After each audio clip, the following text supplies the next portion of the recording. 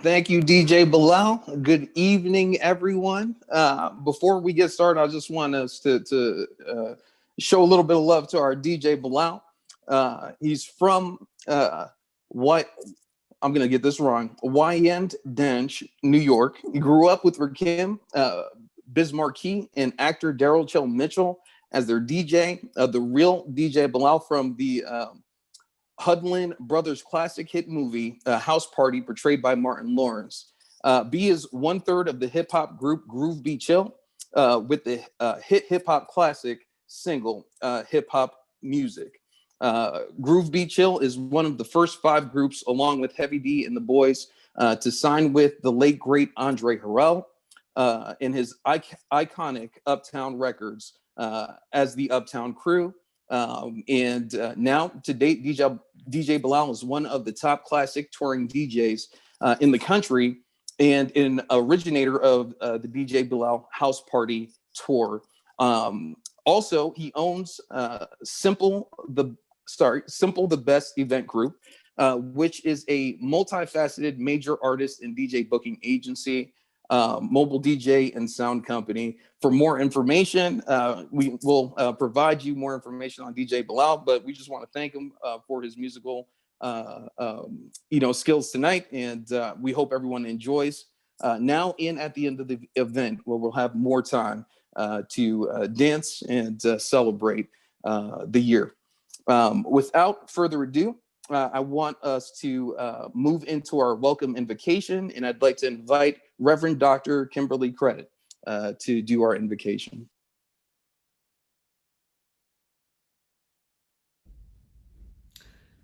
Let us pray. Most gracious God, we thank you for this day. We thank you for the purpose in which we are gathered here on this evening. We thank you that your people still see the importance of moving forward. Most precious God, we ask that your presence would be with us, that your strength to help us to move forward would be the forerunner for all that we seek to do. Now, God, we ask that you empower every presentation and our speaker on this day, Senator Cory Booker. We thank you for all of our leaders and all of the members who know how important it is for us to gather our resources and our abilities and our talents to make sure that the advancement of colored people will continue. God, we thank you, and we ask that you would be pleased in all that we do during this time. In Jesus' name, amen.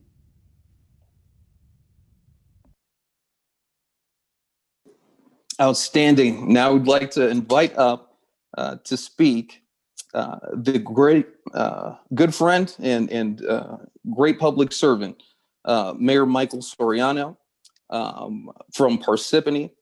And I'll just quickly read a bit about Mayor Soriano. He was born on a military base in Augusta, Georgia on May 12th, 1967. So he's still a young guy. Growing up in Queens, New York, he learned the value of hard work from his father, Ramon, and a proud electrician and brother of IBEW Local 3. Mayor Soriano moved to an apartment in Parsippany in January of 2002, proposing to his wife, Jennifer, within hours of moving in. Like many renters in Parsippany, Mayor Soriano and his better half fell in love with Parsippany and its community and chose to remain there to raise their family. A few years later, they moved to a home in Lake Hiawatha, where they are raising their daughter. Throughout his career as a second-generation electrician, Mayor Soriano has served as both a foreman and superintendent on projects throughout New York City.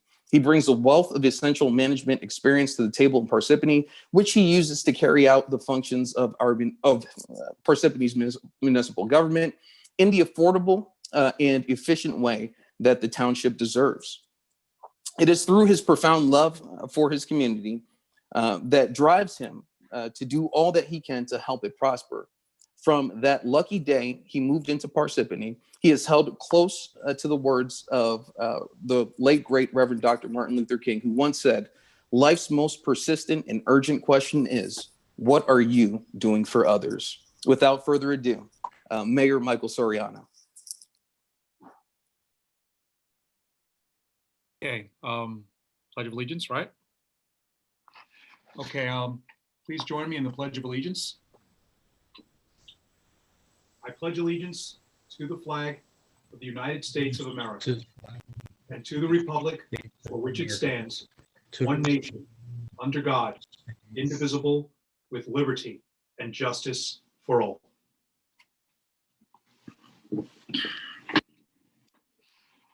Okay, so we've done the invocation, we've done the pledge. You know who your very qualified, lots of street cred DJ is, but if you're going to have a DJ, you have to have an MC. At least that's the way I grew up in Queens. And let me tell you a little something about your MC for the evening. Mr. Clifford D. Dawkins Jr. is a resident of Rockaway, New Jersey, where he lives with his wife and high school sweetheart, Tammy, and their young son and daughter. Now, the first time Cliff and I really had a heart-to-heart, he told me all about his life. And I was on the edge of my seat for the entire conversation. He told me how he was orphaned at a young age. Now, that was impressive. Now, Cliff independently made his way from Dover Public Schools, where he was a decorated scholar athlete. Let me remind you, he's had 11 varsity letters, captain of 3 teams, and maintained several records. Then he went on to Cornell University, where he graduated with distinction, earning a bachelor's in business administration, a concentration in organizational management, communications, and law, and a minor in Africana studies. Cliff next graduated from Rutgers University's Edward J. Blaustein School of Planning and Public Policy with a master's in public policy and a focus on labor, education, and social policy. Graduating again with distinction, Cliff represented his class as the convocation speaker at the Blaustein School's 20th anniversary. Additionally, Cliff was honored with the Blaustein School's coveted Outstanding Student Service Award for his contributions to his campus and affiliated communities. He also received the Gold United States President's Volunteer Service Award for his grant writing work with the Urban League of Morris County. Lastly, Cliff graduated from Rutgers School of Law, where he was elected the first year student of color to be president of the Student Bar Association. After law school, Cliff served as a law clerk to the Honorable Jose Fuentes, presiding judge of the Superior Court of New Jersey's Appellate Division. Cliff has founded and leads numerous community-based organizations. He had twice interned in U.S. Congress in the House of Representatives with Congressman Rodney Frelinghuysen and in the Senate with Senator Bob Menendez. Today, Cliff is an employment and labor attorney at a premier law firm, community organizer, professional mediator, arbitrator, and social entrepreneur. He was awarded the 2019 and 2020 National Black Lawyers 40 Under 40 Award and Top 100 Lawyers Award, the 2020 and 2021 Thomson Reuters Top Lawyers Rising Star, and the National Bar Association's 2020 Chairman's Award. My brothers and sisters, let me introduce to you tonight your MC, your host with the most, Mr. Clifford D. Dawkins Jr. Cliff, take it away. Thank you, Mr. Mayor. I appreciate it. I appreciate it. Good to see you all again, family. This is even easier this year because I see a lot of beautiful faces, a lot closer than I usually get to see it. Without further ado, Madam President, distinguished guests, honorees, family, and friends, it is my distinct honor and pleasure to welcome you to the 89th Morris County NAACP Freedom Fund Gala. We have an exciting event planned for you all, so don't change that station. Thank you for joining us tonight, and stay tuned for a fantastic series of presentations and addresses from some of our beloved Morris County's finest. I'm Cliff Dawkins. As the good mayor stated, I am a business and labor and employment attorney from right here in Morris County, and I'll be your host for tonight's gala. That's right, the kids are away, so we will be reporting live from right here in Dawkins headquarters. Importantly, tonight is also a membership drive. So if you haven't already, now is the perfect time to either renew your membership with the Morris County NAACP or join for the first time the Morris County NAACP. That's what tonight is about. Now, if you've been to these galas over the past few years, you know I like to start things off with a few words, and I've been given strict, if not near impossible, orders to keep it short, which is tough for an attorney. My word is my bond, so I'll try. Last year's message was entitled Maintaining Focus in the Eye of the Storm.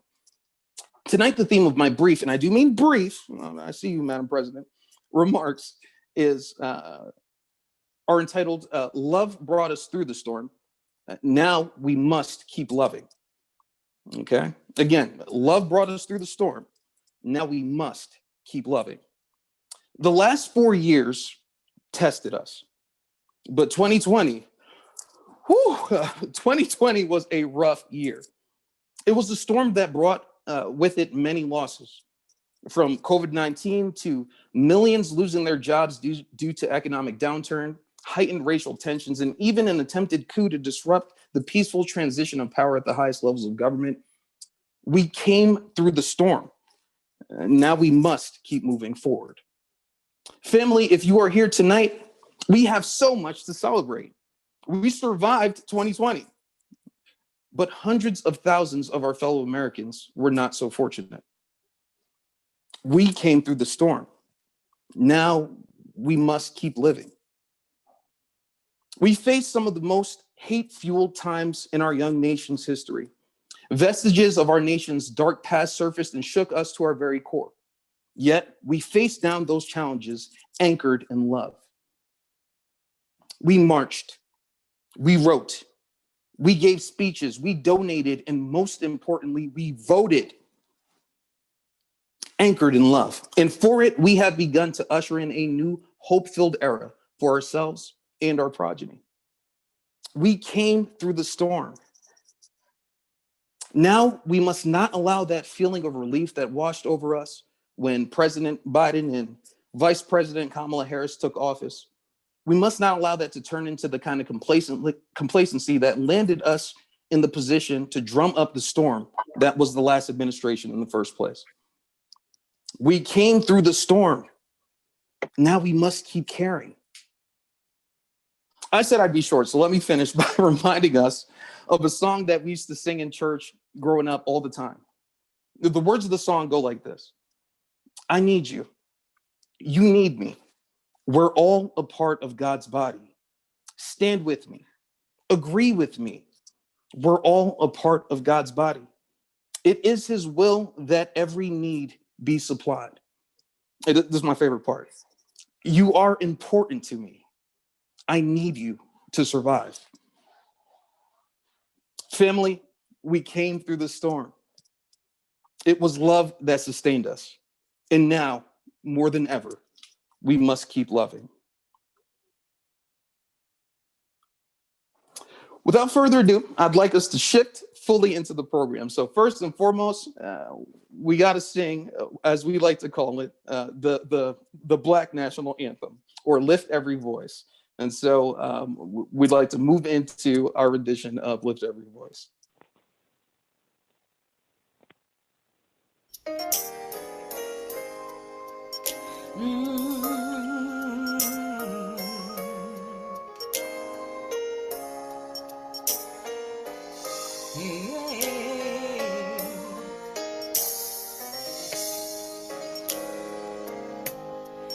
Lift every voice and sing till earth and heaven ring, ring with the harmonies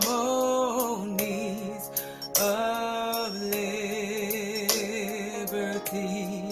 Let our rejoicing rise high as the listening skies. Let it resound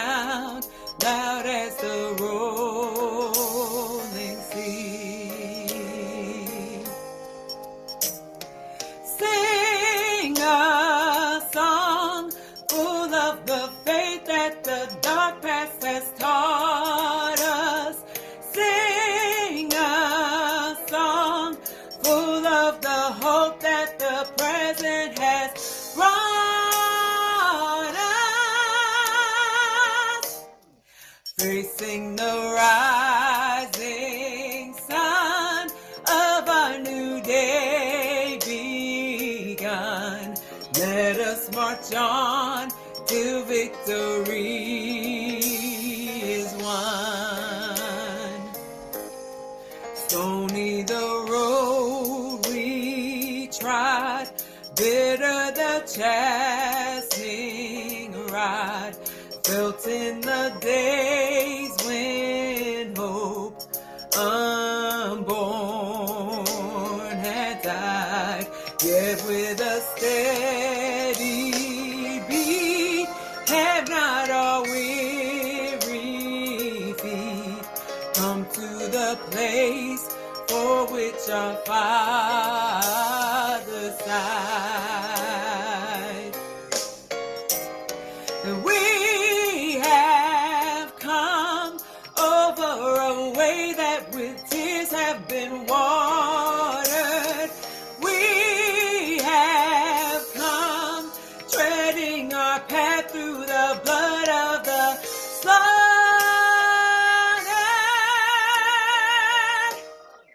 Out from the gloomy past till now we stand at last, where the white gleam of our bright star is cast.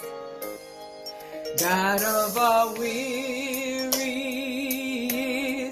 God of our silent tears, thou who has brought us thus far on the way, thou who has by thy might led us into the light, keep us forever in the path we pray.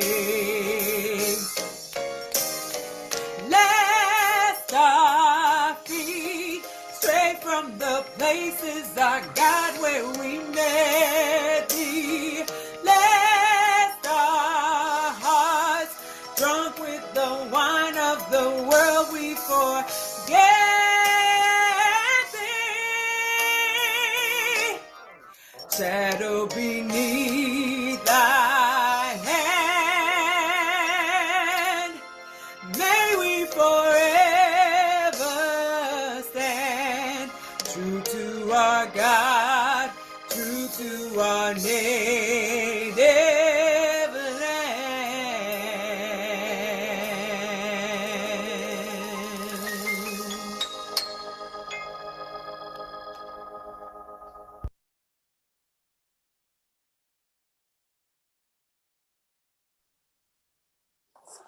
Wonderful, beautiful. That song always gets me in my feels. Okay, keeping the program moving along. Now we have some announcements for membership. So I'd like to invite Madam Rosalind Seaworth, the New Jersey State Convention NAACP membership chairwoman, to address you all tonight. Hello, freedom fighters. My name is Rosalind C. Wright, and it's my honor to serve as chair of the New Jersey State Conference of the NAACP's membership committee. I want to extend my heartfelt congratulations to President Vanessa Brown and members of the Morris County unit of the NAACP for achieving 89 years in service to the community. I don't need to tell anyone the importance of working to preserve civil rights for all. When we look at our political and social environment, to see the tremendous challenge that is being faced by the state of New Jersey as well as the nation. Now more than ever, it's important for us to remain front and center in the fight to preserve and protect civil rights. And for this reason, it's important for us to look at enhancing the numbers of freedom fighters in our state by looking at the various partnerships that we've established with businesses and corporations, educational institutions, social groups, healthcare providers, and the like.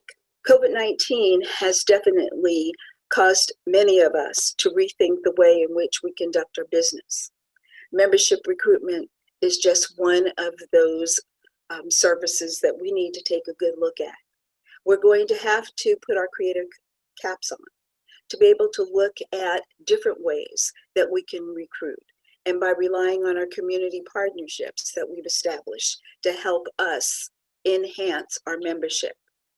I want to encourage each of you, our members of the NAACP, as well as those who are supporters, guests, to look at how each of us can recruit one new member, at least one new member, to help preserve and protect civil rights. So I'm going to pose that challenge to those of you who are attending today's Freedom Fund. Think about who is on your list. It doesn't have to just be one person, but at least one that you can recruit to become a new member of the NAACP. It's important for you to remember that membership in the NAACP is the lifeblood of the organization. Without those ready to do the work, our accomplishments will fade. Think about the populations that you interact with on a regular basis. And don't forget reaching out to our youth and those who are in the millennial population, making sure that they understand that they have a role in protecting and preserving civil rights. So if each one of us reaches another one, our ranks will continue to grow. And for that, I will say thank you. And let's get the job of recruitment in the NAACP done in 2021. Best wishes for a successful event. And I look forward to hearing how each of you are increasing the numbers of members in the NAACP in 2021. Have a good evening.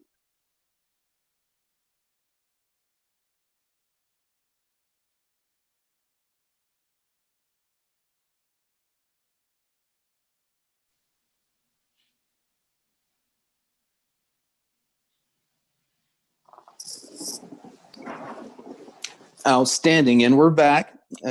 We're going to keep the program moving. And it is my distinct honor to introduce the next speaker, the acting Morris County prosecutor, Robert J. Carroll, Esquire. Prior to his appointment as acting Morris County prosecutor, Robert J. Carroll had served since 2018 as the director of the law department of the New Jersey Turnpike Authority, the largest toll road authority in North America. He previously served as acting Sussex County prosecutor. Carroll was appointed in 1986 to the supervising deputy attorney general, organized crime and racketeering task force at the New Jersey office of the attorney general, being prompted to task force chief, promoted, I believe, assistant attorney general in 1989. In that capacity, Carroll investigated and prosecuted major New Jersey criminal enterprises and public corruption. Among the convictions of major figures, Carroll's unit investigated and secured a conviction of the infamous Iceman killer, Richard Kuklinski, and prosecuted the hierarchy of the Lucchese crime family.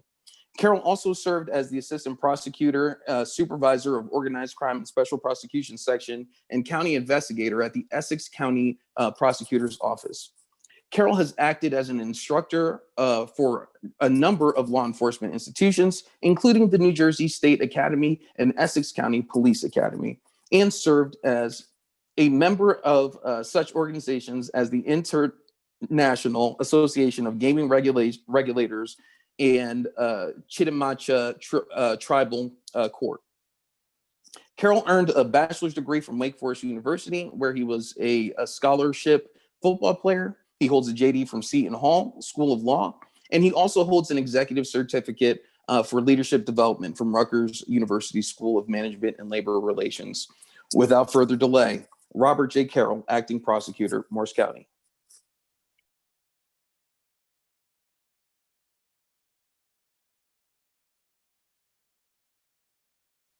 Good evening. My name is Robert J. Carroll, and I'm the acting prosecutor of the Morris County Prosecutor's Office. I welcome our federal, state, and local elected officials, members of the Morris County NAACP, our community leaders, and our Morris County neighbors.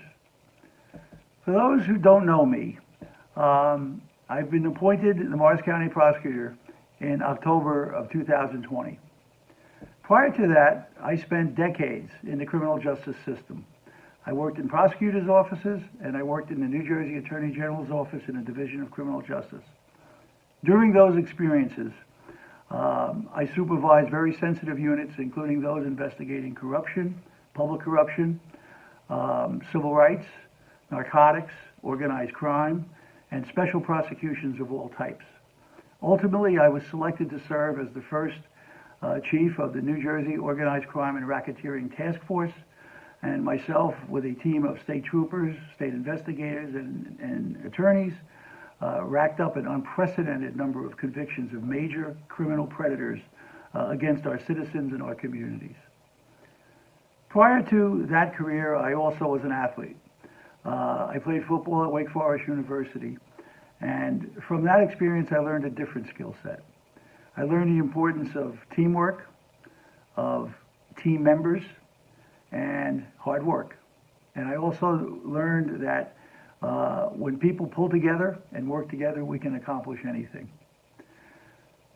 After I had left my criminal justice career and being armed with the skill set of hard work, as I've indicated, I also decided to do a couple of decades in private practice, where I specialized in helping particularly Native American tribes essentially establish their governments and their infrastructure so that they could compete in a modern business world. We created commercial operations for them, we created governmental entities, and essentially allowed their communities to finally prosper after years and years of poverty. I was very proud of that experience. Since I was appointed acting prosecutor in October, I've had the privilege of meeting with several local community leaders, including executive members of the Morris County NAACP. It is my agency's desire and my personal commitment to you all to foster working and meaningful relationships with our community partners, an exchange that will enable law enforcement and the Morris County residents and community members to better understand each other. In particular, my office strives to improve transparency, share mutual advancement opportunities, and give and get meaningful community input on the exciting new initiatives coming particularly from the New Jersey Attorney General's office. For example, under Attorney General Graywall, big changes have just been launched to major portions of the criminal justice system, in particular, juvenile justice, the use of force by police officers, and new mental health initiatives. First, in regard to juvenile justice, changes such as whenever safe and appropriate, low-level juvenile offenders will be diverted away from the criminal justice and court system, and instead redirected toward social, familial, community, and school support. The goal is to rehabilitate young people without needing them to enter into the criminal justice system, to give them a chance to turn their life around for a long-term period of success that'll carry them through their lifetimes. There's also major changes coming in the area of use of force. As we know, this is a major topic in the entire country, and the Attorney General's office for the last couple of years has been conducting a nationwide examination of best practices, what works in other states and other communities, and pulling them all together, pulling the best from the best, put together a comprehensive policy with the input of law enforcement professionals, academics, community representatives, and obviously law enforcement entities. The product that has come out of that effort is the first major change in use of force in over 20 years. In it, officers are granted necessary authority to use force to accomplish lawful objectives, but only as a last resort, and weighed against a set of standards, new standards, designed to ensure that officers preserve the sanctity of life, as well as the dignity, rights, and liberties of the public. A balancing has been struck.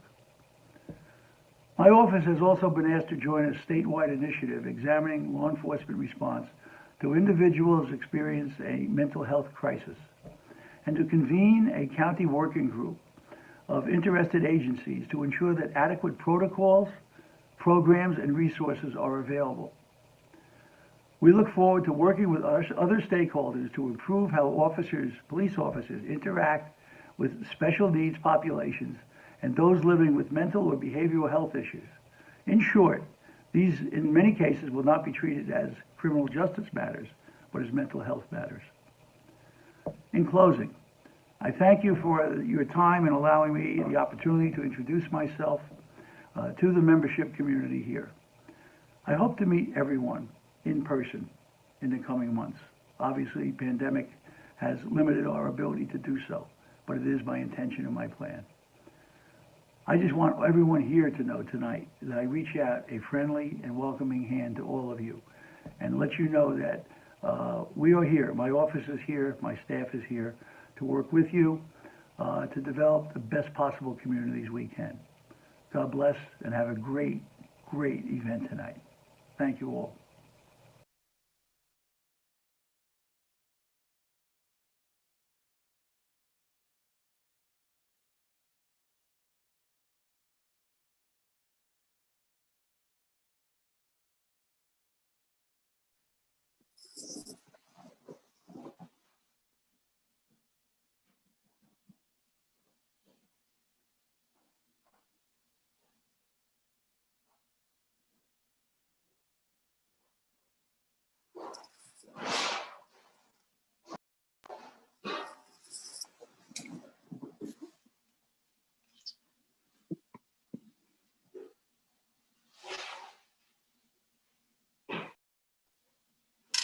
Okay, outstanding. We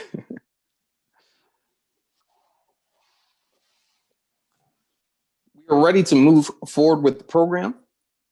And next, we have a presentation coming from the Morris County Youth Council. This is one of the more exciting parts of tonight's program to me, because when I was a kid in Morris County, I was a part of Morris County's NAACP Youth Council for a little bit, but the person who really was doing that was my better half, Tammy, when we were both kids at Union.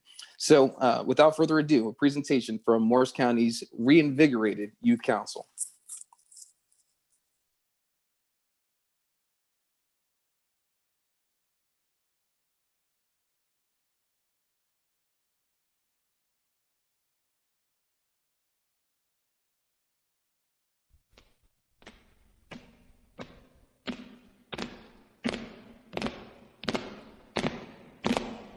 Ain't gonna let nobody turn me around, turn me around, turn me around. Ain't gonna let nobody turn me around. I'm gonna keep on walking, keep on talking, marching up to freedom land.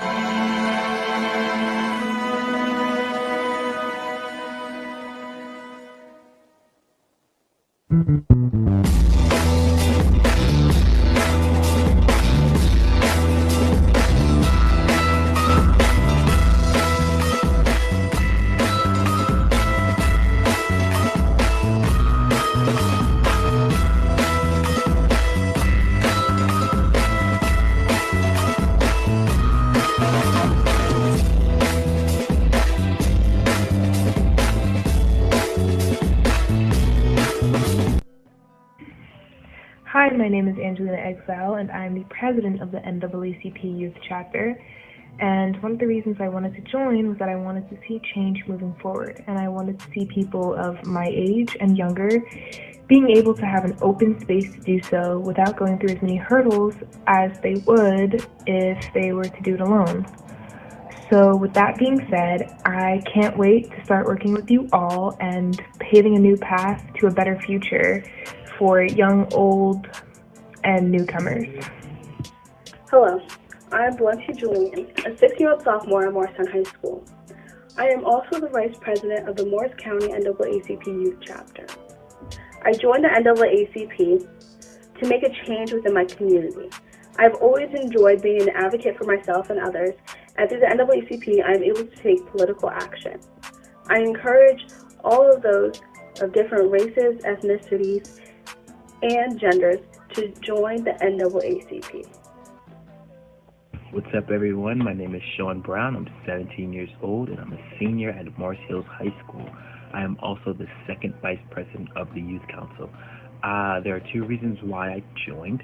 One is because I am always talking, so I might as well use it for good. Two is because I've always been intrigued with politics and activism, and I've always felt the need to educate others and encourage them that they're never too old or too young to use their voice and do the same. Hi, I'm Carolina Escobar, and I'm a sophomore at Morristown High School. I'm the newly appointed treasurer for the Morris County NAACP Youth Council, and I'm so glad I've been given this opportunity. Joining allows me to help those who have already been sadly wronged for something that they cannot control, those who have been shamed for the color of their skin. The NAACP helps to make my voice known and allows me to help my community. Here in America, we're not strangers to racism. It should have ended centuries ago, and because it didn't, we need you to help us in stopping the injustices that are going on right now. Your voice is essential and matters more than you can ever imagine.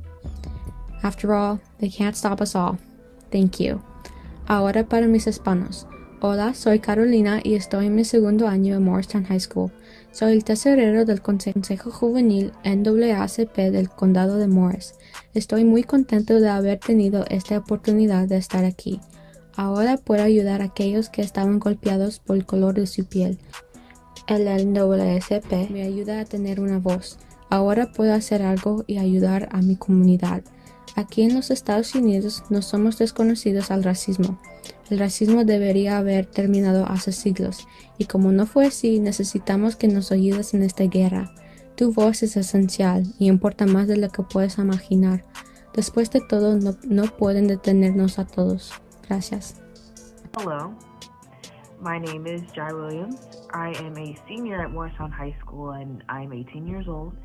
I chose to join the NAACP because being a part of changing the world is something that is big for me, especially with my fascination with the topic of activism. Although the NAACP has long-lasting benefits for its members, in my personal opinion, the greatest benefit is the bond over wanting to see changes in our communities as a team. Joining this group has allowed the creativeness instilled in me to branch out on my peers, to encourage them not to be afraid to use their voices to promote change everywhere they or I may go. Thank you. Hello, my name is Jaden Harris. I'm 11 years old and I go to Ridgedale Middle School in Florham Park. And the reason I joined the NAACP is because I wanted to learn more about what it would be like being a part of an organization and having and learning about not black history, but more about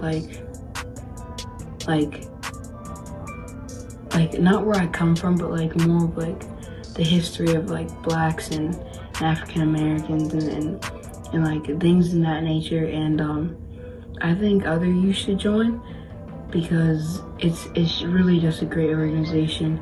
So many nice people, you'll learn so much, and there's always people to support you.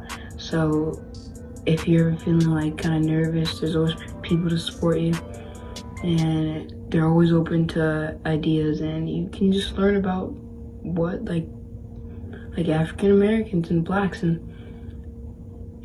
what it's like being a part of an organization. So thank you.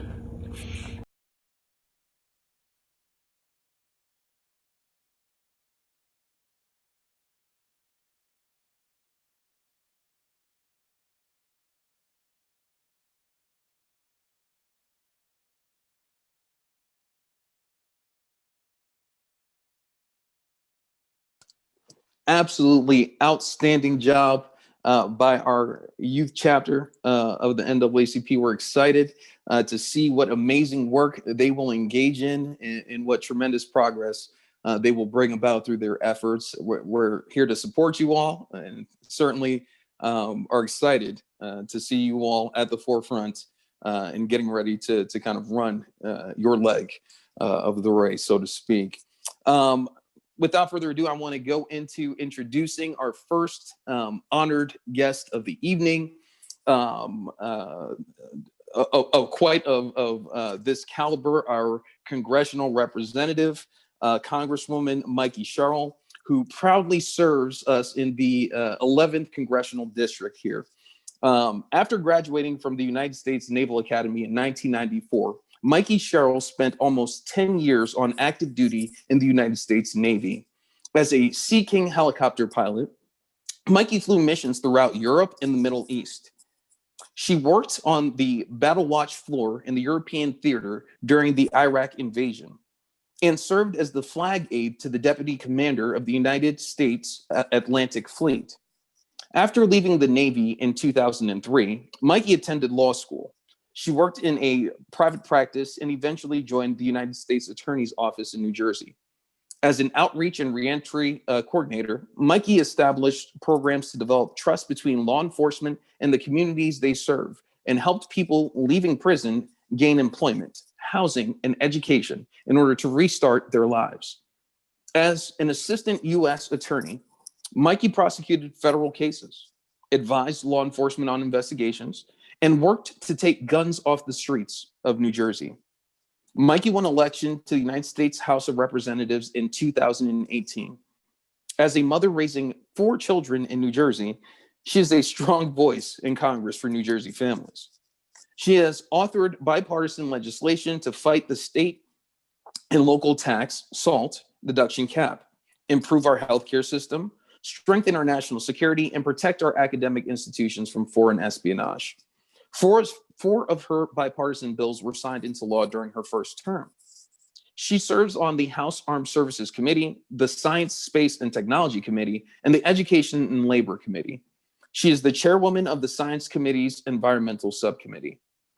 Mikey holds a bachelor's degree from the United States Naval Academy, a master's degree in global history from the London School of Economics and Political Science, and a law degree from Georgetown University. Mikey and her husband, Jason, a fellow Naval Academy graduate, live in Montclair, New Jersey, where they are raising their 4 children. Without further ado, our congressional representative, Mikey Sherrill. Hi, everyone. This is Congresswoman Mikey Sherrill. It's so great to be here with you. Congratulations to the Morris County NAACP branch and to its president, Vanessa Brown. I really appreciate you inviting me to join the 89th Freedom Fund membership drive. I wish I could be there in person. I'm down here in Washington, D.C., but it's great how you've worked to bring everyone together during the pandemic. To tonight's honorees, thank you for all of your inspiring work. We celebrate 2 significant milestones last month: the swearing in of Kamala Harris as Vice President of the United States and the swearing in of Reverend Raphael Warnock, who holds the same pulpit as Dr. King at Ebenezer Baptist Church, as the first Black senator from Georgia. I know I work with many people down here in Congress who fought hard for civil rights, and to see Reverend Warnock become the first Black senator from Georgia was incredibly moving to so many people.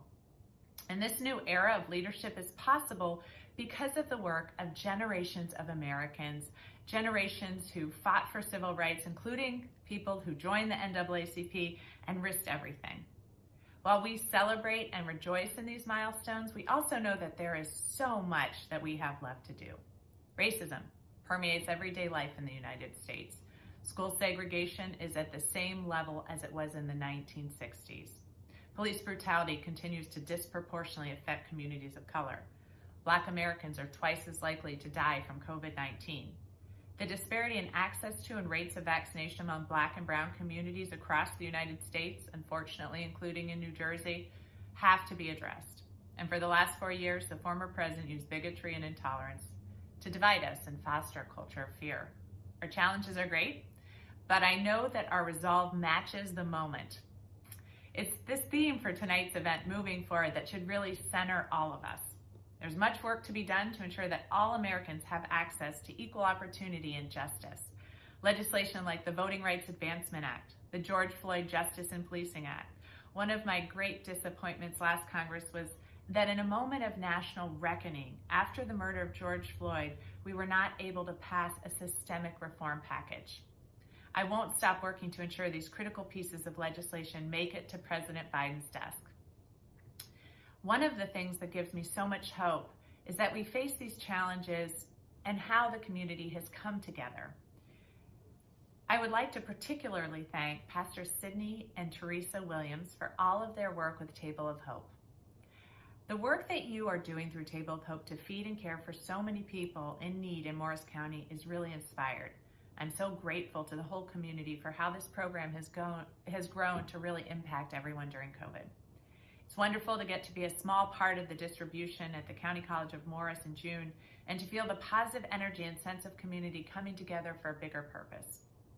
And the fact that your work continues multiple times a week all over Morris County is a testament not only to your commitment, but also to the great need that has been created by this pandemic. Thousands of people across New Jersey who've lost their jobs and livelihoods, who never expected to find themselves at a food distribution center, but needed our help. I look forward to doing my part in the 117th Congress alongside the Biden-Harris administration to move our country forward. So thank you. Thanks again for having me. Thank you again for your service to our country. And thank you again to all the honorees tonight.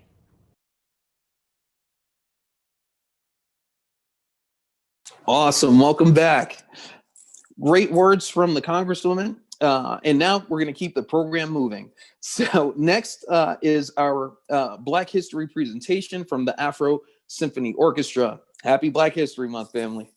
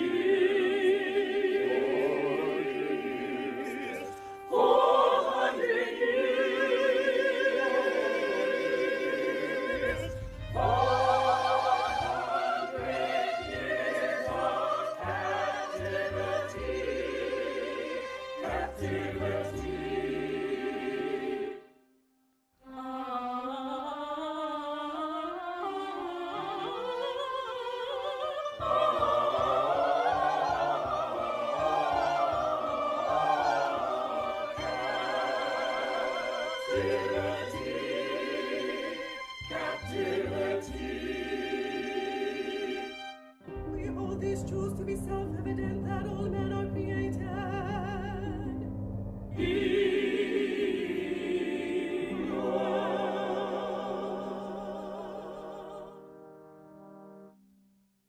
We hold these truths to be self-evident that all men are created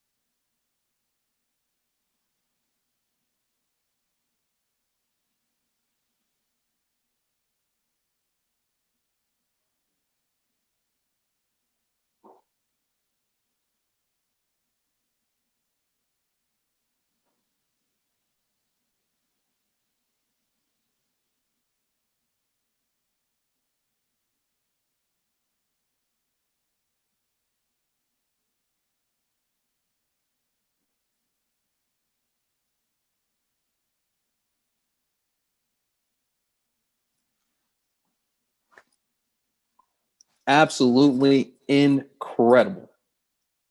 Incredible presentation. Um, just beautiful. It was just beautiful. Gotta let that sit for a little bit. Okay, let's keep the program moving. We're going to move into the presentation of Community Service Awards portion of the program. And the first recipient of tonight's Community Service Awards is Mayor Carolyn Blackman from Dover. She's the proud resident of Dover for 51 years, mother of a Dover High School graduate, a licensed practical nurse, retired after 16 years at Dover General Hospital, regional manager, retired at Avon Products in 1981, responsible for 2,000 sales representatives and $2.1 million worth of sales. She's done everything from organizing in Dover, my hometown, to be sure, and served as the 3rd Ward Alderman for 11 years. And Board of Aldermen liaison to the Board of Education and Board of Health, Recreation Commission, Senior Advisory, Fire Department, Downtown Business Community, and Annual Senior Citizens Picnic Planning Group. She's the creator and organizer of the Summer Family Movie Nights at JFK Park in town, and advocate for the needs of 3rd Ward and the entire town of Dover. And to be sure, she is the first Black mayor of Dover, New Jersey, and one of a handful across the state to have ever gotten it done. Without further ado, Mayor Carolyn Blackman. Hi, I am Carolyn Blackman, the mayor of Dover. I'm just delighted to be a part of your event this evening. I want to give a little background of myself. I grew up in segregated Virginia. I had 6 brothers, 6 sisters. We lived on a farm with all the cows, the chickens, and the pigs. I didn't like any of it, but it made me to be where I am today. When I came to New Jersey, I decided to go to nursing school with my other 5 sisters. I went to Dover General Hospital, and I loved it because I'm a person, I love to help people. I did that for 16 years. And then I wanted to continue my career with helping people. I started knocking on doors, selling Skin So Soft with Avon. I did that for over 10 years. Once the company saw that I was a person that loved challenges and loved people, I decided to be a regional manager. I started out in Jersey City, and I had over 2,000 sales reps where I thought they were going to be people that looked for different avenues of way of growing and developing. Once they started to grow and develop, it made me feel very good because I love helping people. Then after that, I still decided I wanted to be something else, so I woke up in the middle of the night and told my husband I was going to be an older person in Dover, and he told me I was nuts. But I took the challenge anyway, and I was there for 12 years. That 12 years, I brought to this community 15 years of just volunteer. Then I worked with the health department where I helped develop programs, and then I worked with the seniors in a senior citizen picnic. And the better enjoyment was I live in Salem Village, and we have a picnic that we called a block party for over 30 years, and I hosted that. Then I decided, after all my experience, my knowledge, I would run to be the mayor of Dover. I ran to be the mayor of Dover, and I've been in that position for 1 year and 2 months. And what I decided in Dover, I see our people need. Yeah, you see yourself. So I see their families and how to become better in life, and I got them on a volunteer basis with volunteer, because that's where it all starts. And the other goal that we have in Dover is working with our youth, and it's been fantastic because they want to learn, grow, and develop. And I feel that I have those skills to help other people because I am there myself, leading the pack. My goal is to be able to give back to the community and to have a better place for everyone to live in the town of Dover. Thank you. Our next honoree is Assemblywoman Ora Dunn. Ora Dunn was appointed to fill the assembly seat vacated by now Senator Anthony Bucco in 2019, and a year later won a special election in the 25th District. She joined the assembly after a 25-year career in government and public affairs. She was the district director for 12-term Representative Rodney Frelinghuysen from 2016 to 2019, a budget and analyst on education policy for the United States Senate Appropriations Committee from 1997 to 2000, and a policy advisor for the House Veterans Affairs Committee. She also lobbied for America's public television stations, Sesame Street and Mr. Rogers' Neighborhood. Dunn served on the boards of Morse Habitat for Humanity and Morse County Mental Health Addiction Services. She volunteers as the JBWS Certified Domestic Violence Crisis Response Team member for local police departments. Since 2010, her family has hosted a New York City child each summer through the Fresh Air Fund program. She earned her bachelor's degree in sociology from the State University of New York at Buffalo and a master's degree in public administration from George Washington University. Dunn also holds a certificate in mediation. She lives in Mendham with her husband and their 3 children. Without further ado, Assemblywoman Ora Dunn. Hello, I'm Ora Dunn. Thank you, Morris County NAACP. I am thrilled, honored to be receiving this recognition from an organization committed to equality for all. When I first learned about the honor, it was right around the holidays, so it came as a wonderful gift, but also a chance to reflect on the last year, my first in elected office. I've learned a lot. For those of you who know me, I didn't run to be someone. I ran because I like to get stuff done. As my grandmother used to say, make yourself useful. And I set about doing that every day. Little did I know that 3 months later, we would be struck with a global pandemic and civil unrest akin to the revolution of the late 1960s. The hardships that my constituents faced in this, the 7th most wealthiest county in the nation, were steeper and bigger than any of us could have imagined. There were days that felt insurmountable, but I knew there were 215,000 people out there counting on me. And I told myself, if I do right by them, I will do right by all. I'm here in this time in history for a reason. This doesn't mean we'll always be in agreement. In fact, some of my biggest supporters and fans let their dissatisfaction with my votes be known. And the skeptics who felt marginalized were heard. Alas, a necessary and long overdue dialogue began.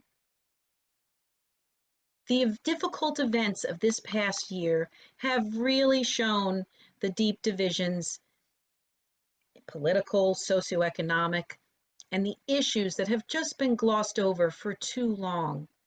Our healthcare system, it was tested at every level, and a light has been shown on the decades of pain. I am a believer that our greatest strides come from our darkest moments. So through our vigilance, together, concerned citizens, advocates, elected officials, we will move forward. And I'm pleased, I'm empowered that through this partnership, Morris County NAACP and I will move the mission forward for a just society. I thank you again for this esteemed recognition. It's my first as a legislator, and it's not to be forgotten. May you, NAACP, all your efforts locally, nationally, internationally, continue to serve as a beacon of change for generations to come. Thank you.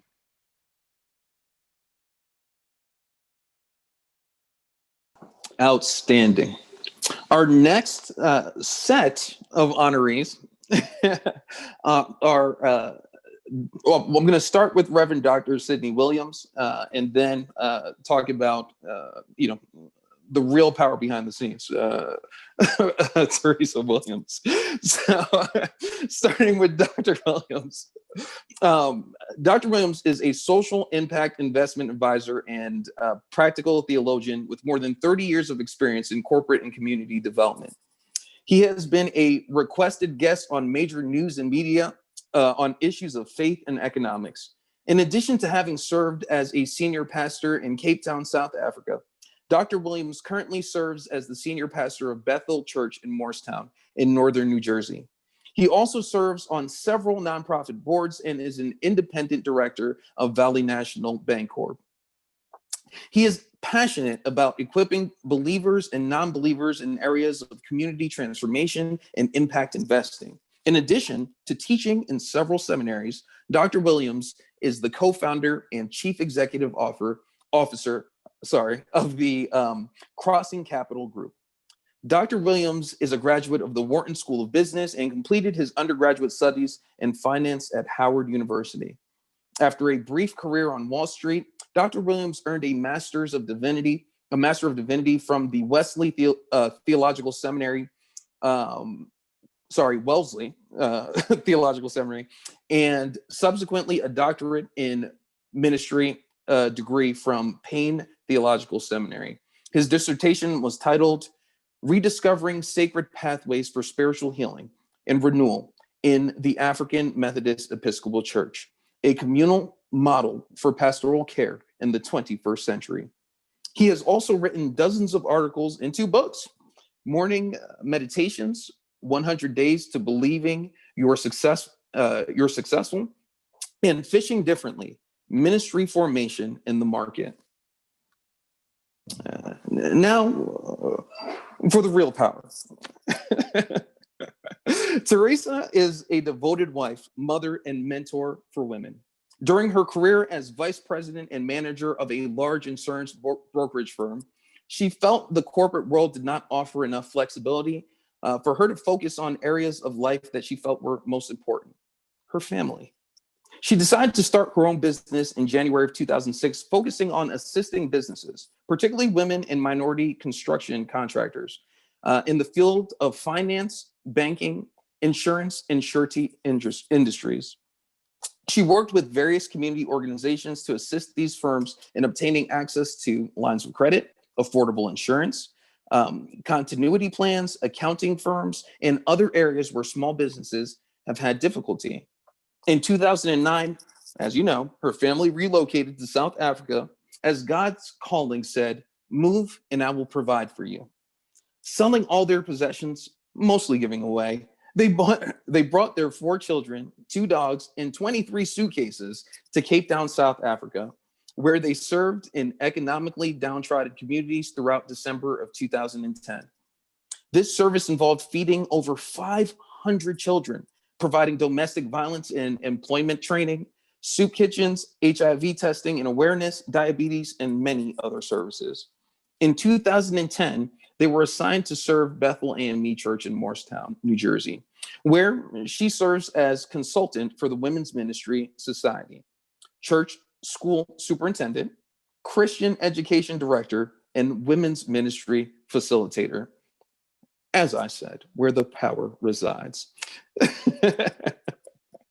Teresa presently serves as the executive director of the Spring Street Community Development Corporation, a nonprofit organization focused on serving families in Morris County. The CDC runs Table of Hope, a soup kitchen and mobile food pantry where 12,000 meals were served. Over 49,000 families were provided with food in 2020. Under the Students Outreach and Academic Reinforcement Program, the CDC has a partnership with the Morse School District to provide tutoring in math and literacy to 5th grade students.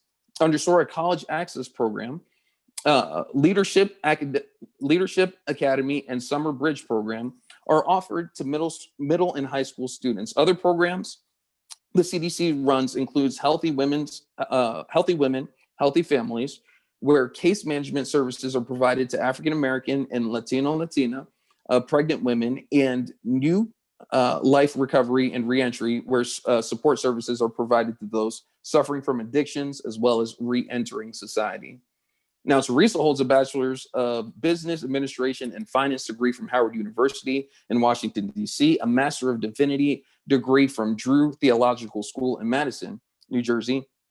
She's married to the good Reverend Dr. Sidney Williams, who we just spoke about, and they are proud parents of 4 children: Nicole, Sarah, Hannah Rose, and Sidney III. Without further ado, Dr. and Miss Sidney Williams. Thank you.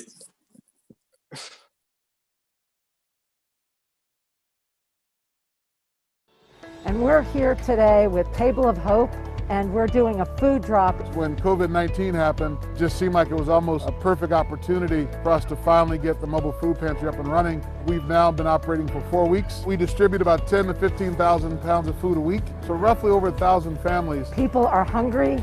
People who once upon a time never thought that they would need food, need a helping hand from the community, like me, like you. And so there are a number of people who are not accustomed to getting help who are now able to come and receive help and just see the community coming together. And we can mobilize our volunteers, the faith-based community, elected officials, anybody who is interested in coming out and helping their neighbors. I particularly want to thank Habitat for Humanity and Table of Hope for doing an outstanding job in putting this together. Hi, this is Teresa Williams and Sidney Williams. And we just want to say thank you to the Morris County NAACP for honoring us. We are very humbled and graciously accept the award, and we just are grateful for the support. Thank you for the award. Thank you for the financial support you guys have provided. Thank you for the volunteers that have come out to work alongside of us. This has been a great journey, and we could not have done it without your support, both financially, the manpower, just the encouragement. Thank you, and we look forward to enjoying your event today.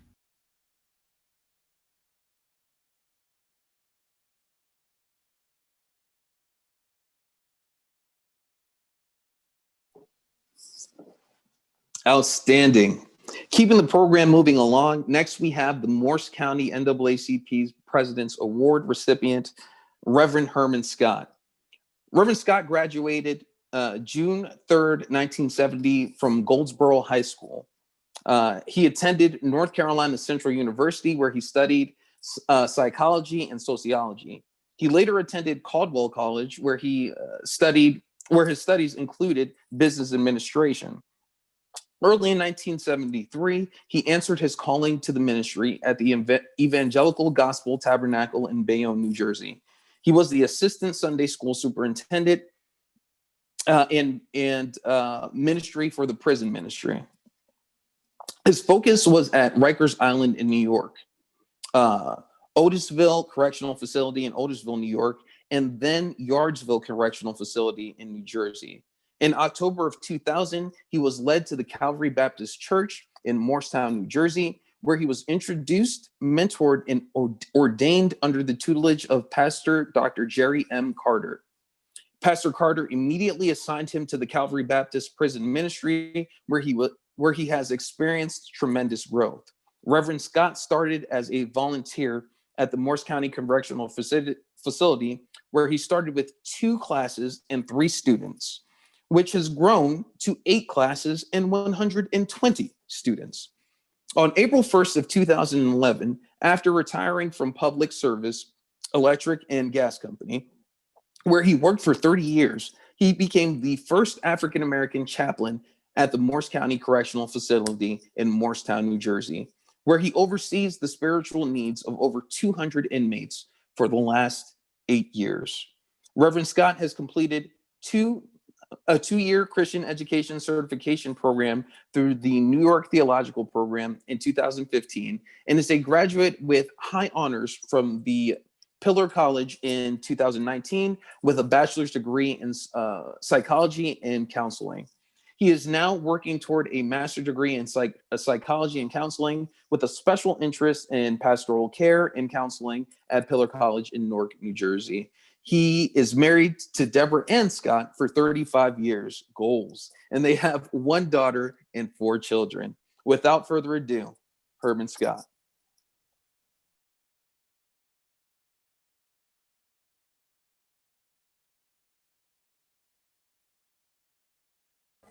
It is really impossible to express the robe of deep humbleness that I feel at this very moment.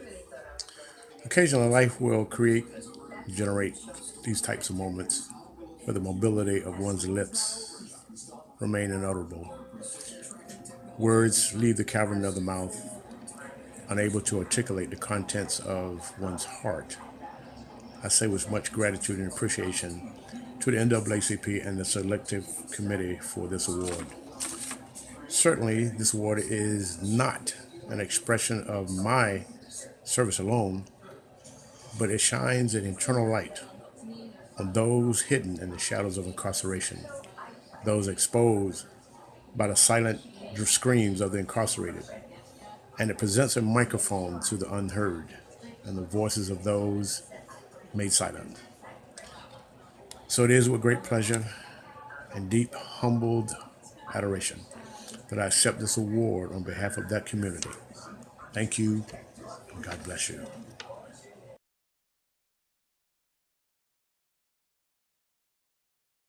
Congratulations again, Reverend Scott. Our next award is the Clara Watson Pinkman Heritage Award. And this award is going to both Keith and Yvonne Bowden. Now, I'm going to talk a bit about Mr. Bowden here. Let me start by saying this is certainly a gentleman that I look up to, that has provided a bit of mentorship and certainly kinship over the years. And as he refers to me, I will refer to him tonight as my Jamaican brother. So Keith Bowden was born in Kingston, Jamaica on the eve of World War II. After his father's World War II service in the British Navy, 1939 to 1946, he immigrated with his parents and brother to the United States. He continued his elementary education in the segregated Tampa, Florida public school system.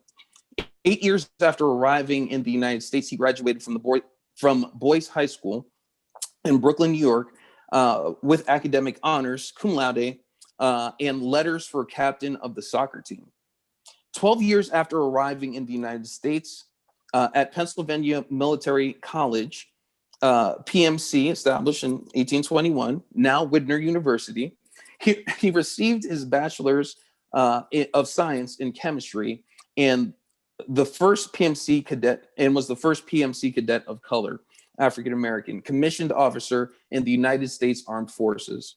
In the post-Korea and Vietnam Wars era, Lieutenant Bowden served in the United States Army Chemical Corps.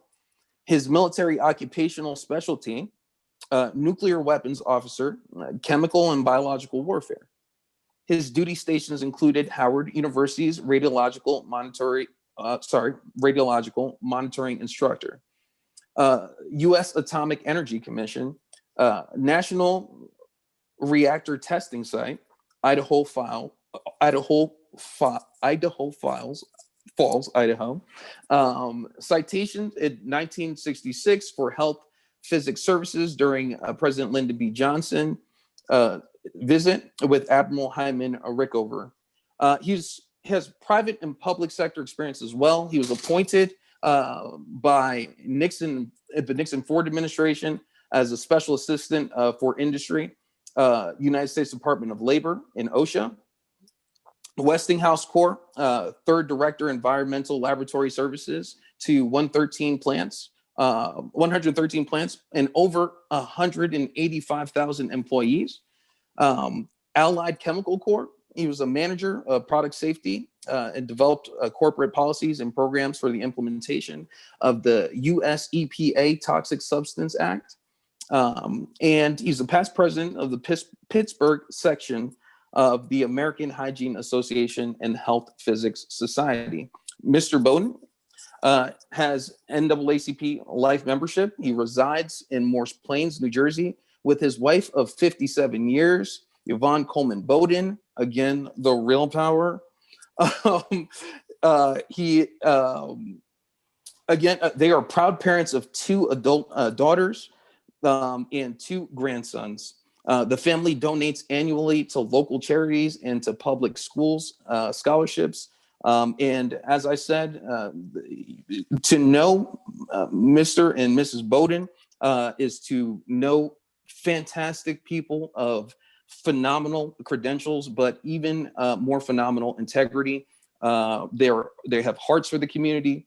They are invested and are always kind of present and willing to help. We love you guys so much. Congratulations on your award tonight. Thank you.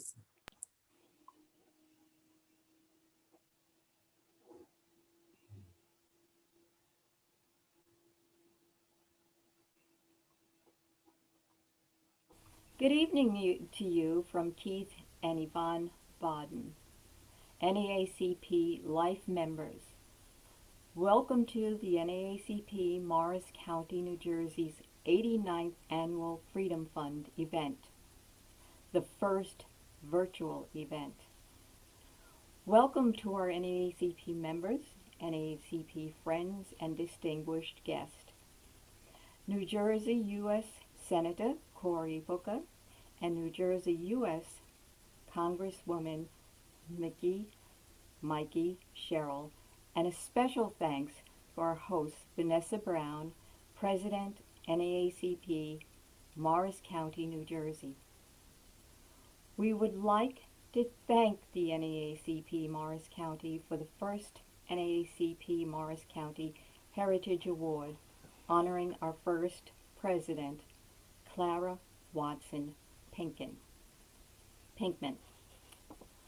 I turn the podium over to my distinguished, loving friend, partner, and husband of 60 years for an additional brief moments of our heritage experiences. Thank you. I'd like to thank my partner for 60 years. When we look back, we see a great heritage when we see our 2 daughters and our 2 grandsons. And the work that she has done over the past 60 years is the reason that I'm here on this podium talking about Morris County NAACP heritage. First, the Clara Pinkman Award is a very distinguished heritage award.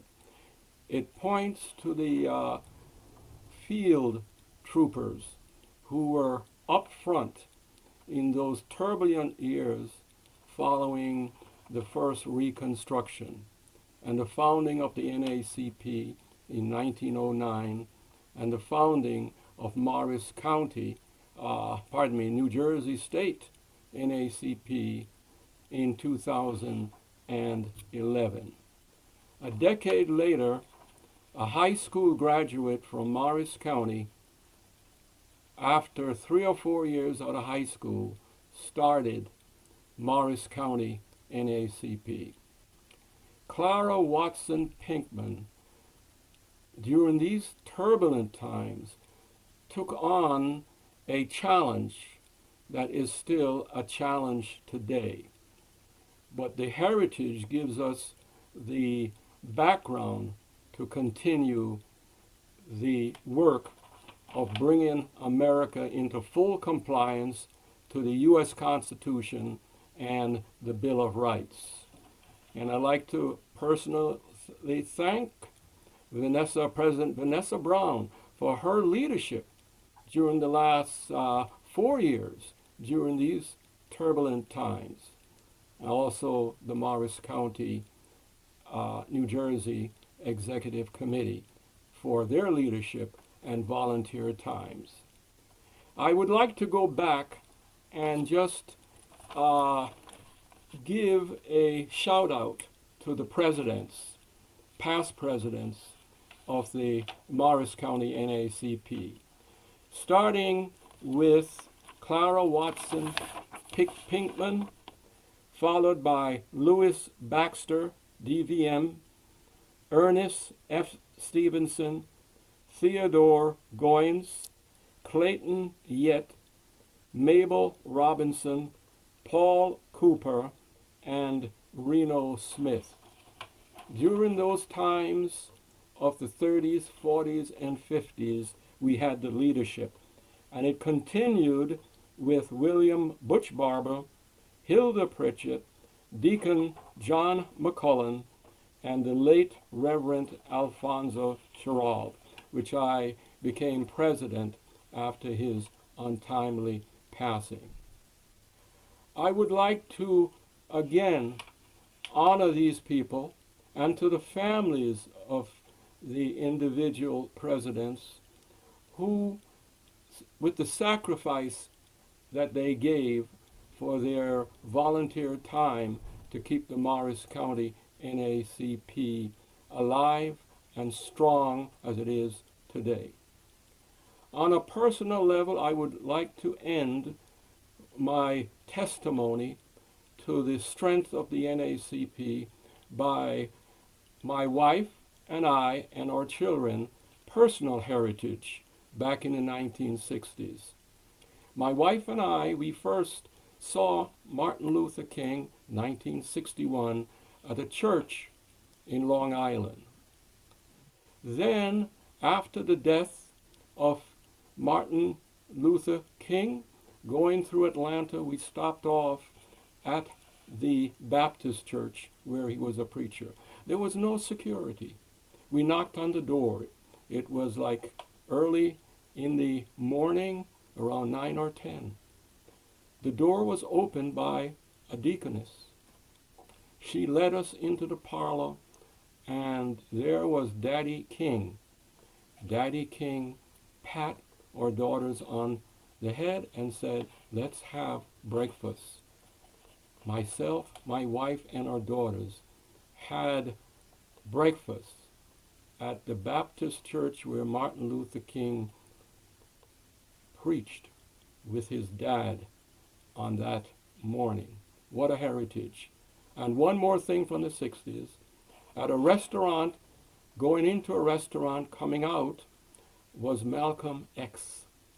Malcolm again patted our daughters on the head and said, "Welcome to Washington." We remember these things because it's part of our heritage. And it's our heritage that makes us strong. And I would ask you all to remember, let's continue to volunteer our time to make the national NAACP, to make the New Jersey NAACP, and the 41 units here in New Jersey stronger, and keep going to protect, preserve our rights. And the ultimate goal is to end poverty. Thank you so much, and I hope you enjoy this virtual presentation. And my partner is tapping me to say end it. Good night, all. Just wanted to say one more thing. I thank you, all of you youth that have joined the NAACP. I appreciate it. And we really appreciate seeing them join, come out. We need you. You need to be there for us. And I just met another young lady who from I think it's the Williamsboro Township. Their NAACP has a massive group of young NAACP members. I'd like to see us really boost ours up here in New Jersey, Morris County. Thank you all, and thank you so much for this award. We really appreciate it. Let's continue to struggle. When we fight, we win. I'd like to make a personal statement to my Jamaican brother.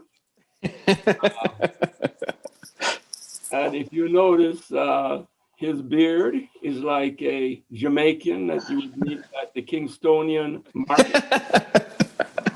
I'm trying to catch up. I'm trying to catch up. And all of my family that's here from the Cayman Islands in Jamaica, please put your hand up. And thank you all.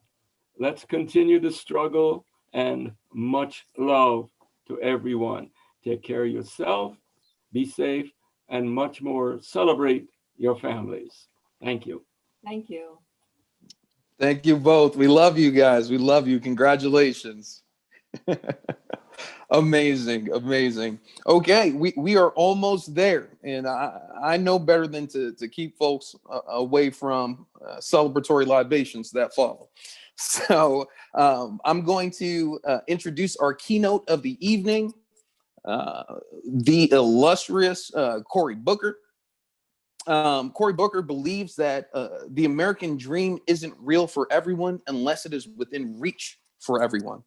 Booker has dedicated his life to fighting for those who have been left out, left behind, or left without a voice. Booker grew up in northern New Jersey and received his undergraduate degree from Stanford University.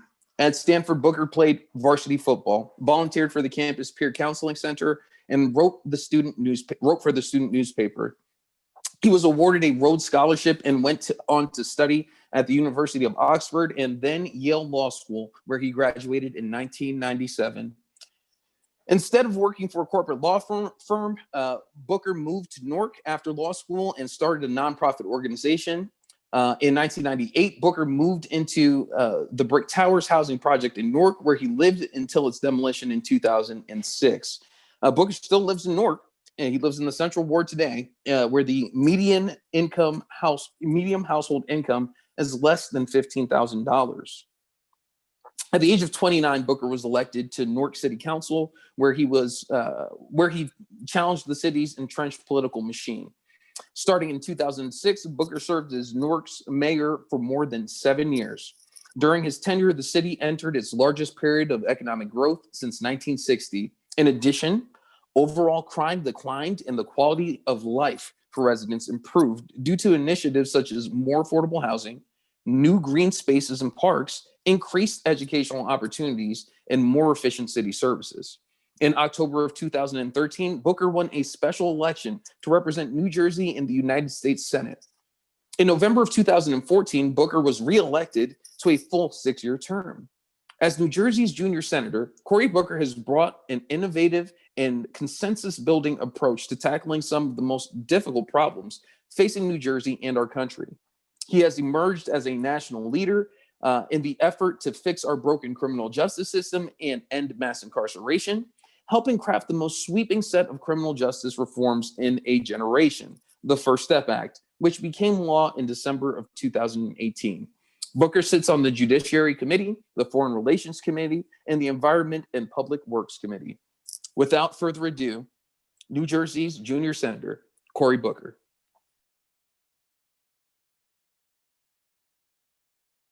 Hi, it's United States Senator Cory Booker. What an honor you all give me to share some words during this Freedom Fund drive.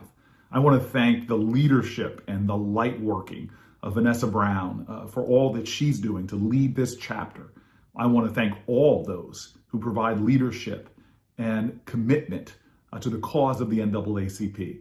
I want to thank the 49 youth members who are standing out tonight and showing by being a part of this, their commitment to the legacy and the continuance of the NAACP. Look, we are in the midst of challenges. We have come a long way. We have accomplished much, but we know there are still urgencies amongst us. We know that the ideals of this nation, liberty and justice for all, are still aspirational. So, with that commitment and knowledge, I celebrate the work that you all are doing. I thank you for giving me some acknowledgement, but most importantly, I join with you in common cause and conviction and commitment to continue the work. We must make sure, from criminal justice reform to urgent economic justice issues to issues that face our children in schools, all the way to the challenges we see in the disparities in healthcare and healthcare outcomes, that we have to commit ourselves to the work.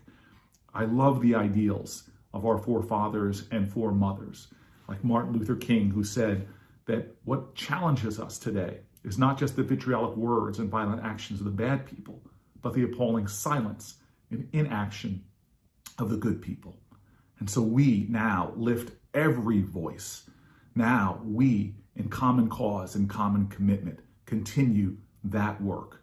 Our action, our engagement, our involvement, that is going to make a difference. I am excited about the road ahead and the work ahead, and I am deeply grateful for all of you for being in this work together. May God bless you and keep you. Thank you.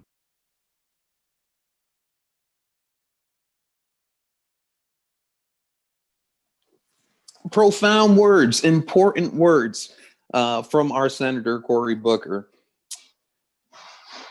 Again, we're coming to the close of our program tonight, and so I want to take a moment to recognize our beloved President, I call her Madam President, Vanessa Brown, President of the Morris County NAACP. Madam President is a 24-year resident of Mendham Township.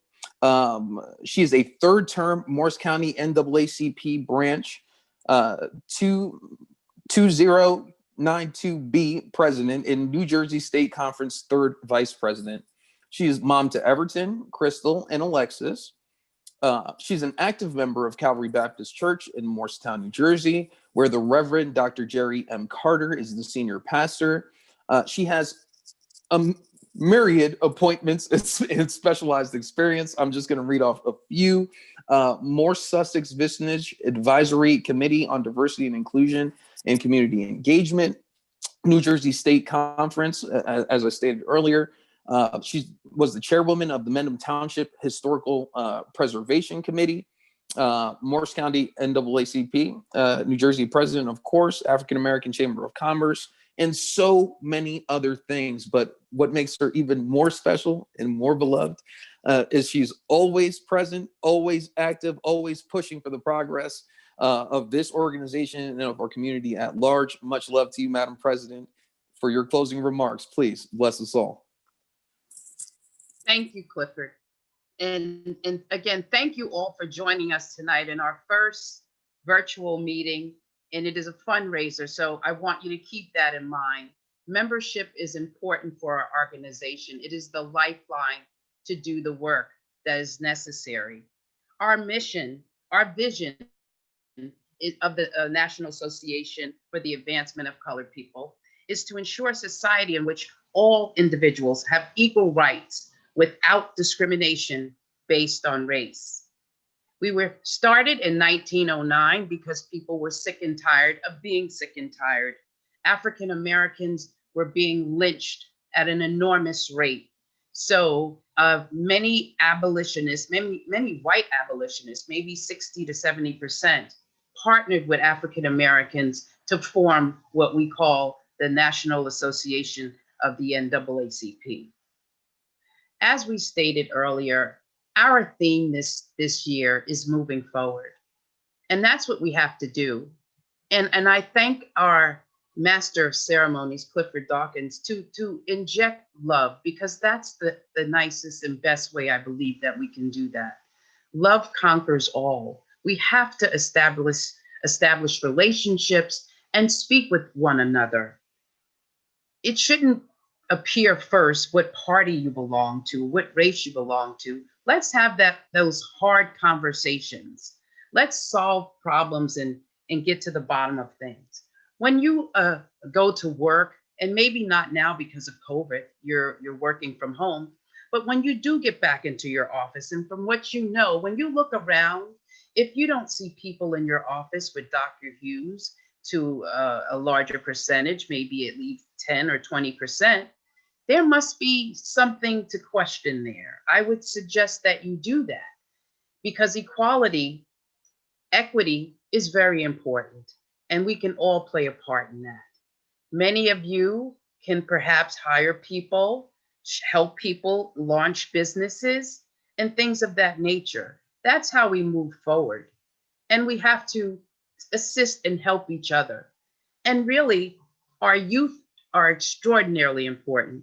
We have to be confident and help our youth to navigate through this turbulent time. This isn't how the world will always be. It may not be the same, but this is not what it's always going to be.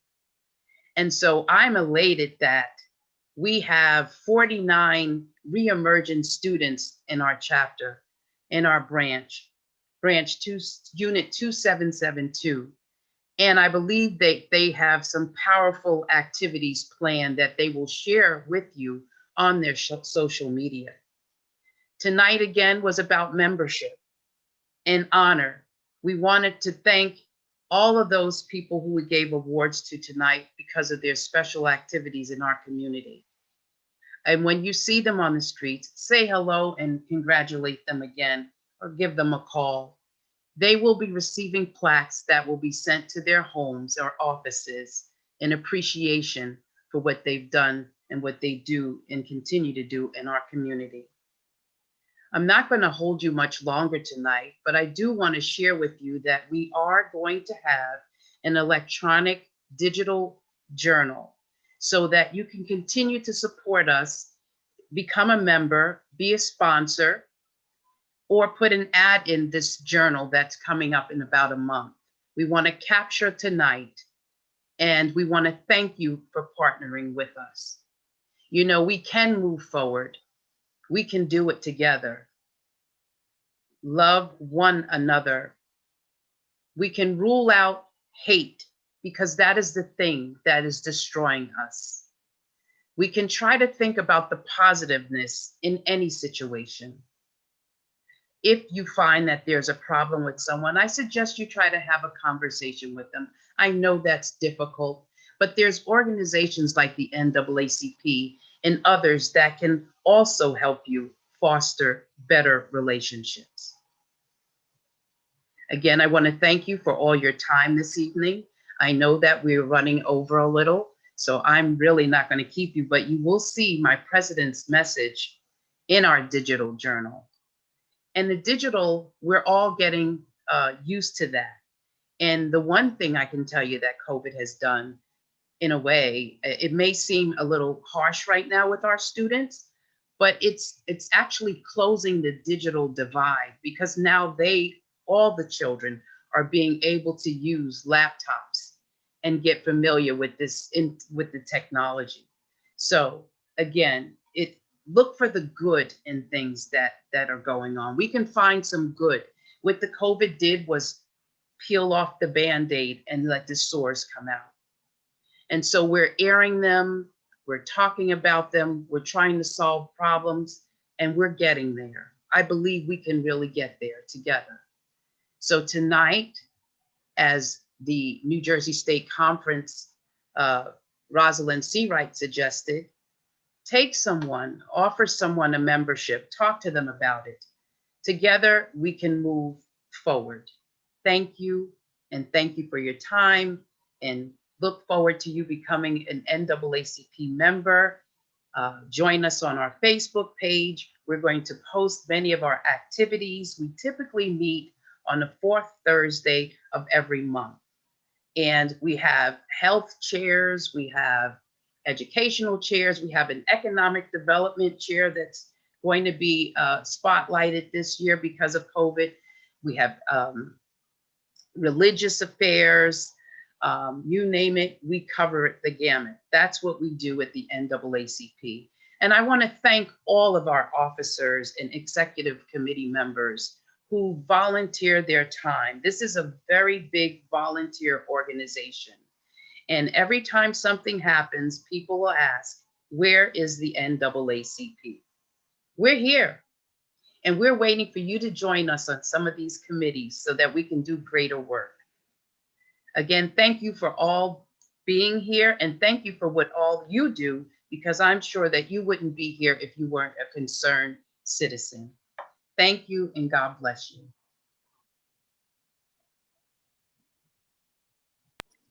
Awesome. Thank you, Madam President. Of course, God bless you as well.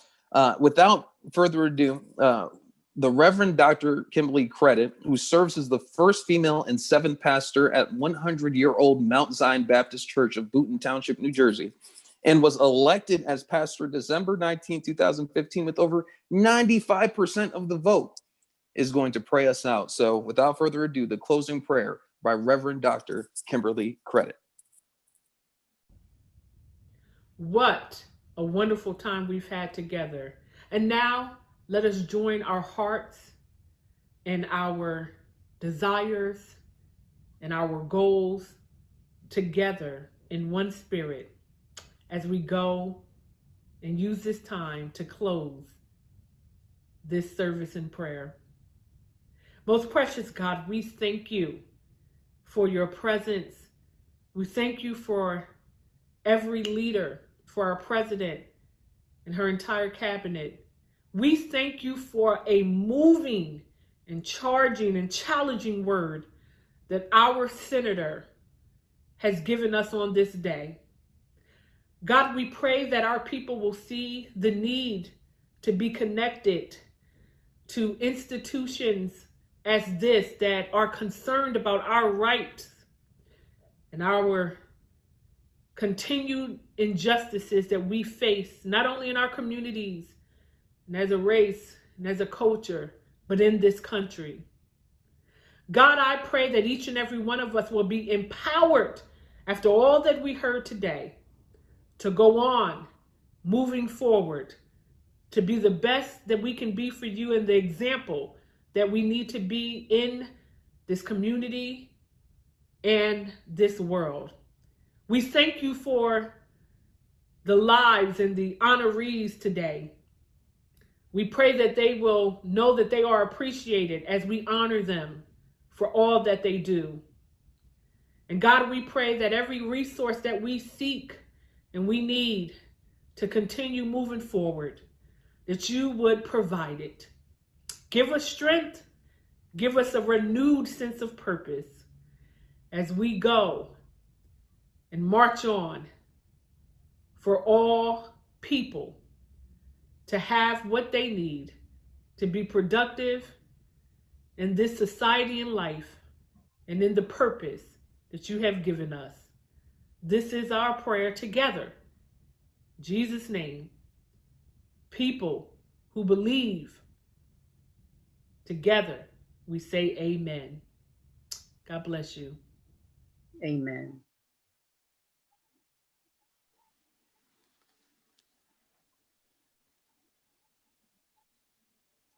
Outstanding.